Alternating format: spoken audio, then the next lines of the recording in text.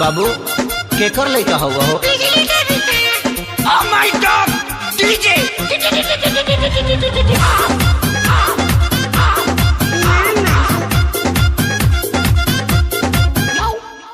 जहिया से आइल न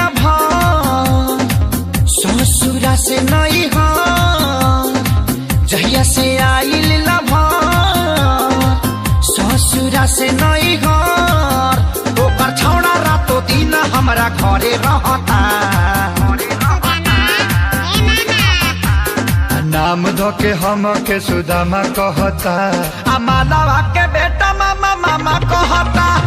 नाम धोके हम के सुदामा कहता, मालावा के बेटा मामा मामा कहता।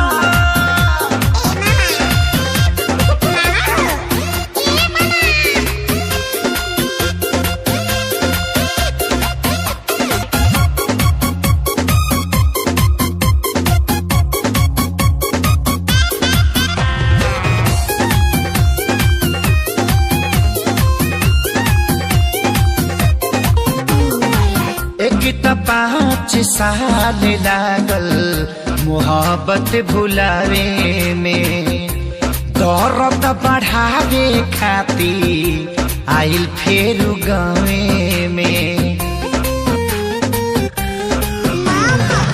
एक 5 साल लागल मोहब्बत भुलावे में, दर्द बढ़ावे खाती आइल फेर गावे में। मन करे खाली जहर हमरा पर टूटल बा कहर, अपना माई के उ सोना हमके तामा कहता। नाम धोके हम के सुदामा कहता, मालावा के बेटा मामा मामा कहता। नाम धोके हम के सुदामा कहता, मालावा के बेटा रे मारे रे झपड़ में हाथ देला भाग तहरी माई।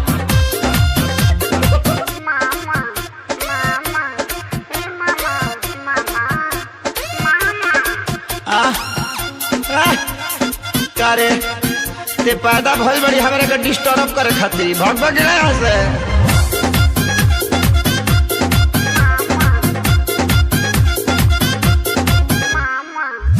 मारेला ते हतिया ताना होई न बारदास जी, पूरा इज्जत के हमारा भइल सत्यानाश जी।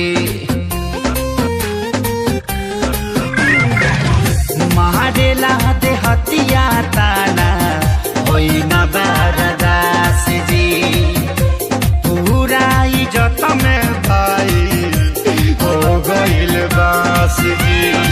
कैसे मिलाई हम न रहिले रातो दिन घर, खेसरिया के फाटल पाए जामा कहता। नाम धोके हम के सुदामा कहता, मालावा के बेटा मामा मामा कहता। नाम धोके हम के सुदामा कहता, मालावा के बेटा मामा मामा कहता।